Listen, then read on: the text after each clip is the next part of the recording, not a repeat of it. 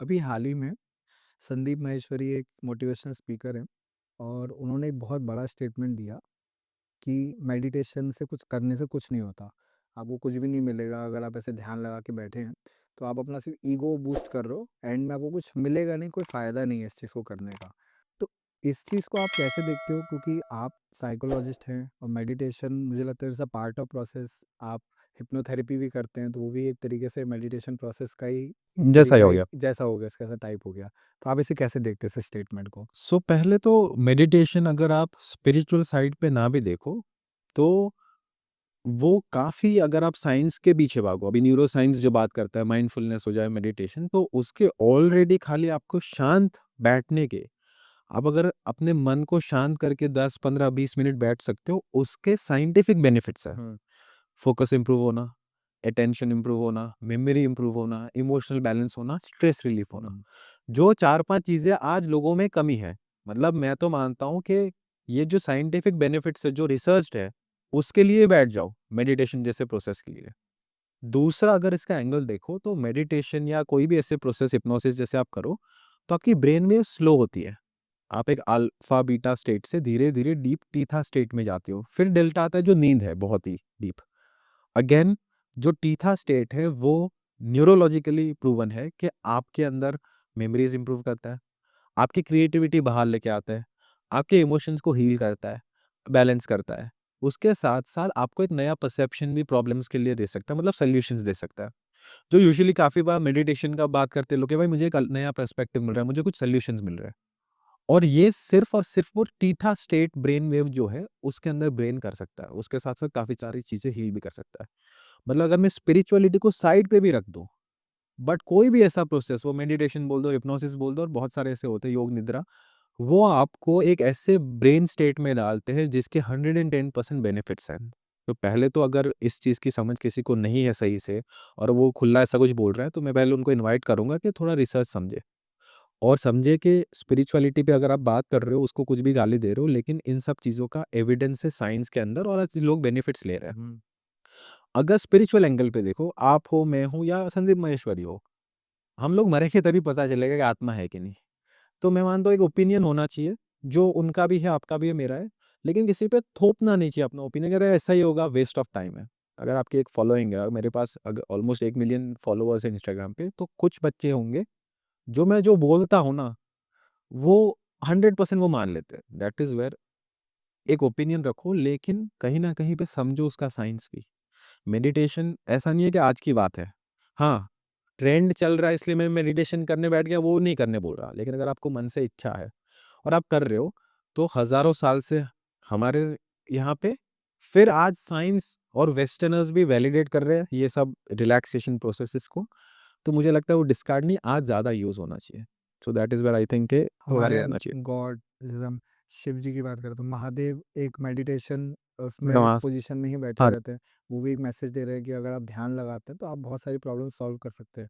तो एक तरीके से मेडिटेशन को खारिज कर देना बहुत बड़ा यस। स्टेटमेंट हुआ। और एक जो होता है कि चलो हिप्नोसिस की हमने बहुत सारी बात की, वो आपको कोई और चाहिए उस स्टेट में लेके जाने के लिए। दूसरा एक स्लीप की बात की, स्लीप में नेचुरली होता है। एक मेडिटेशन ही ऐसा है कि सेल्फ डायरेक्टेड है, जो आपको कहीं न कहीं पे इवन दो डायरेक्ट नहीं, मतलब हिप्नोसिस जैसे नहीं कि मैं मेरी याद आ गई कुछ हो गया, लेकिन आपके माइंड को उस स्टेट में लेके जाता है जहाँ पे काफ़ी सारी चीज़ें हो सकती है। हाँ, कुछ लोगों के लिए उस स्टेट में जाके रहना, जाना डिफ़िकल्ट हो सकता है, वो एक मेडिटेशन का लर्निंग हैबिट जैसा प्रोसेस है, वो अलग स्टोरी है। इसी वजह से सबके टाइमिंग, सबका एक्सपीरियंस अलग होता है। जैसे मैंने बोला आपका सबकॉन्शियस इलॉजिकल है, लेकिन उसको डिस्कार्ड करने से ज़्यादा आज सबसे ज़्यादा ज़रूरत है इस चीज़ की। जब हमारा ब्रेन रिलैक्स नहीं हो रहा, आज आप फ़ोन पे ही हो, ब्रेक ले रहा है कोई, तो ब्रेक पे फ़ोन है, तो माइंड वैसे ही बंद नहीं हो रहा।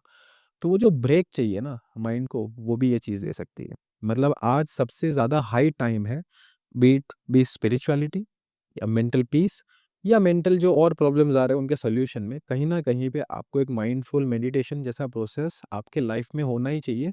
अगर मैं हूँ, मैं एक साइकोलॉजिस्ट हूँ, मैंने साइंस, बायोलॉजी पढ़ी है, मैंने क्लाइंट्स के साथ काम किया है, तो लास्ट चीज़ ये होगी अगर मैं किसी को बोलूँगा मेडिटेशन बंद कर दो, ये सब टाइम पास है। ये लोगों का नज़रिया है, लेकिन हम लोग कुछ नहीं कर सकते। ये देखिए एक तरीके से मैं आप कह सकते हैं कि बहुत ईज़ीएस्ट फ़ॉर्म है, अपने आप को थोड़ा-सा बेटर के स्टेट में लाने का यस, अपने यस। ब्रेन को, बिल्कुल। क्योंकि आपको देखो हुँ, टाइम आपका लेना है, हुँ, आपको और कुछ करना नहीं है। तो मैं बहुत बार मेरे जो टेक्निक्स होती हैं ना उसमें ये भी हो जाए, मैं बोलता हूँ कि ज़्यादा से ज़्यादा क्या होगा मालूम? आप 1 महीना करोगे, रिज़ल्ट नहीं आएँगे, बंद कर दो। रिज़ल्ट आए तो कंटिन्यू करो। लेकिन अगर रिज़ल्ट नहीं भी आए, तो ज़्यादा से ज़्यादा क्या होगा? आप कहीं पे आपके फ़ोन के बगैर 10-20 मिनट शांति से बैठोगे 1 महीना, उसपे खराब तो नहीं होने वाला। उसमें नेगेटिव तो कुछ भी नहीं है मतलब। जो है तो बेनिफिट है या फिर कुछ नहीं है, हाँ। लेकिन वो जो 20 मिनट की शांति है ना, आज कुछ लोगों के लिए वो भी एक गोल्ड की जैसे है। क्योंकि कुछ लोगों का मन आज बंद ही नहीं होता। लोग आजकल ऐसे ज़ोन्स में जाना पसंद कर रहे हैं जहाँ नेटवर्क नहीं आ रहा है। हाँ जी, लोग वहाँ पे पैसे दे के वैकेशंस पे जा रहे हैं। क्योंकि अभी ये जो है वो अगर चलते रहता है, तो लोगों को वो शांति चाहिए। वो धीरे-धीरे बिल्ड भी होती है। कभी-कभी ऐसा नहीं कि आज आपने बैठ गया मेडिटेशन पे आपने पीस फ़ील कर दिया। वो एक स्लो ग्रेजुअल प्रोसेस है, लेकिन स्टार्ट भी बिलीफ के साथ होना चाहिए और ऐसी स्टेटमेंट जो होती है वो कहीं न कहीं पे लोगों की वो बिलीफ पीछे लेती है और इससे फिर रोकती है लोगों को। एक आखिरी सवाल आपसे, पॉड एडिक्शन आज की डेट में बहुत तेज़ी से इंडिया में बढ़ रहा है, जिसका सबसे बड़ा रीज़न आप एक्सेस कह सकते हैं, इंटरनेट यूसेज बहुत ईज़ी हो गया है, बच्चों के हाथ में मोबाइल आ चुका है, माइनर रेप्स जैसी है ना प्रॉब्लम्स भी बहुत ज़्यादा इंक्रीज़ हो रही हैं। तो पॉर्न एडिक्शन भी ब्रेन को कितना डैमेज कर सकता है और उसके और क्या कॉन्सिक्वेंसेस हमें फेस करने पड़ सकते हैं? ओके, सो पॉर्न एडिक्शन पहले तो कोई भी और एडिक्शन जैसा है पहले कि आप एक बार करना चालू करो, एडिक्ट हो जाओ तो फिर आपको चाहिए। जिसकी वजह से क्या होता है, एक तो कि आप अगर कंटिन्यूअस एक पर्टिकुलर टाइप का चीज़ देख रहे हो ना, तो एक तो आपके ब्रेन को फिर वो सेक्सुअल स्टिमुलस या फिर वो सेक्सुअल अराउज़ल के लिए पॉर्न की ज़रूरत पड़ती है। आप आज काफ़ी सारे ऐसे किस्से हैं जिसमें हस्बैंड को पॉर्न देखना पड़ता है वाइफ़ के साथ सेक्स करने के टाइम पे, सो दैट वो इरेक्शन रहे। अगर वो पॉर्न नहीं देखेगा ना, तो उसको अराउज़ल ही नहीं होगा। तो उसके लिए एक तरीके से डिस्ट्रैक्शन का काम कर रहा है टू मतलब डिस्ट्रैक्शन से ज़्यादा उसका एसोसिएशन हो चुका है लिंक्ड अप हो गया सेक्सुअल कब ब्रेन अराउज़ल और पॉर्न के साथ। तो एक तो सबसे बड़ा ब्रेन के ऊपर और बॉडी के ऊपर, क्योंकि देखो अराउज़ल ब्रेन में स्टार्ट होगा, फिर बॉडी रिएक्ट करेगी। तो अभी दिमाग को वो विजुअल्स चाहिए, तभी वो बॉडी रिएक्ट करेगी, वो सेक्स कर पाएगा। तो उससे प्रॉब्लम क्या हो जाता है कि फिर आप पॉर्न के ऊपर डिपेंडेंट हो गए। बट इससे वाइफ का सेल्फ एस्टीम लो होता है। कभी-कभी क्या होता है, हस्बैंड अगर अराउज़ नहीं हो रहा, कहीं न कहीं पे वाइफ को फ़ील होता है कि ये मेरी गलती है, मैं उतनी अच्छी हूँ नहीं। तो यहाँ पे वाइफ का सेल्फ एस्टीम लो होता है, क्योंकि उसको लगता है कि मेरे अंदर कुछ ऐसा नहीं है तो इसको ये देखना पड़ रहा है। लेकिन गलती कहाँ पे है? जो देख रहा है। और ये ऐसा नहीं बोल रहा, हस्बैंड वाइफ दोनों सेक्स इंटरचेंजेबल है। सेकंड इसकी ये एडिक्शन जैसा है, मतलब उसको कंपल्सिवली पूरे दिन में देखना है। और पॉर्न के साथ आता है मास्टरबेशन भी मोस्टली। ऐसा नहीं हुआ पॉर्न देख लिया खत्म हो गया।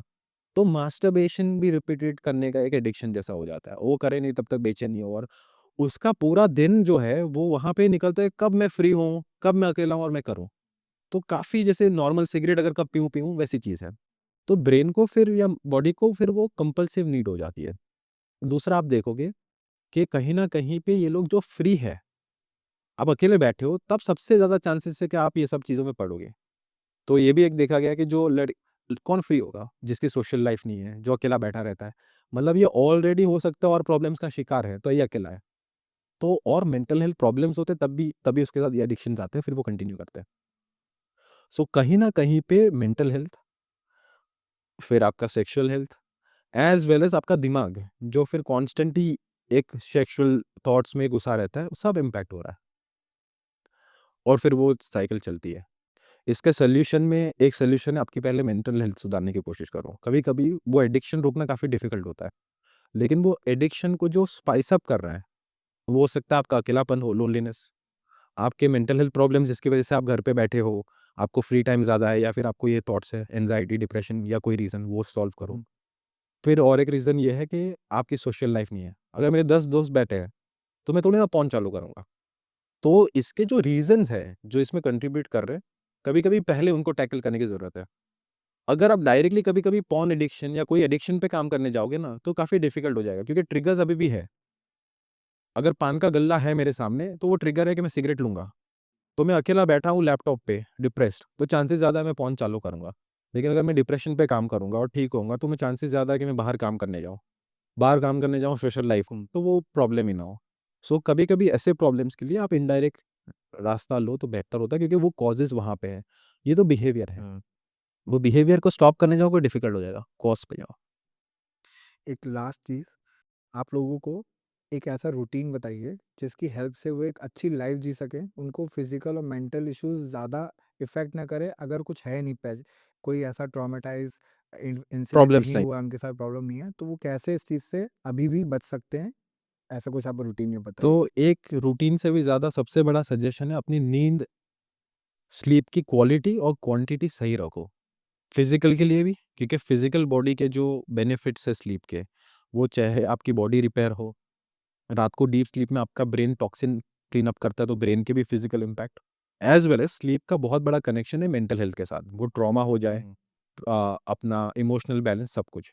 और आज आप देखोगे टेक्नोलॉजी, लाइफ़स्टाइल और हज़ार रीज़न्स की वजह से सबसे ज़्यादा अगर चेंज आया है हमारी लाइफ़स्टाइल में, वो है हमारे सोने के पैटर्न में। हुँ, जब हम 9-10 बजे सो के 5, 6, 7 बजे उठते थे, आज 3-4 बजे तक, और मैं भी हूँ उसमें।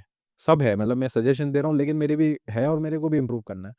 लेकिन अगर कोई इंसान अपनी स्लीप क्वालिटी और टाइमिंग हैबिट्स सही रख सकता है, स्लीप हाइजीन अगर सही रख सकता है, तो आज से 10 साल बाद उससे हेल्दी इंसान नहीं होगा। और अगर कोई बिगाड़ के रख रहा है, तो चांसेस ज़्यादा है कि फिजिकल मेंटल कॉम्प्लिकेशंस आने के चांसेस उतने ही है। सो अगर रूटीन से ज़्यादा, अगर इवन दो, क्योंकि स्लीप बहुत छोटी चीज़ है कि आज मुझे पता नहीं चला, आज अगर मैं सोया नहीं हूँ 12 घंटे तो चल जाएगा, मुझे डायरेक्ट इम्पैक्ट नहीं कर रहा। लेकिन मैं बोल रहा हूँ न्यूरोसाइंस में, साइकोलॉजी में 10 साल बाद सेंटर पे स्लीप, ड्रीम्स, आरईएम स्लीप होगा। अगर आज से आप संभाल के रखोगे तो आपको टेंशन नहीं लेना तब, वरना फिर आप भागोगे कि स्लीप कैसे ठीक करो नेचुरली, दवाई लेके नहीं बोल रहा। नेचुरल वेज जिससे आपको कंप्लीटली नींद आ जाए। तो मेरा अगर एक सजेशन रूटीन से ज़्यादा होगा कि भाई अपनी स्लीप खाली ठीक कर लो। एक बहुत इंटरेस्टिंग टर्म लोग बोलते हैं कि टाइम हील्स एवरीथिंग। हुँ, एक्चुअली रिसर्च ये कहता है कि हम जब आरईएम स्लीप में, मतलब सोते हैं और उसमें भी स्लीप के स्टेजेस होते हैं, तो ड्रीम स्टेट आता है जब हम सपने देखते हैं।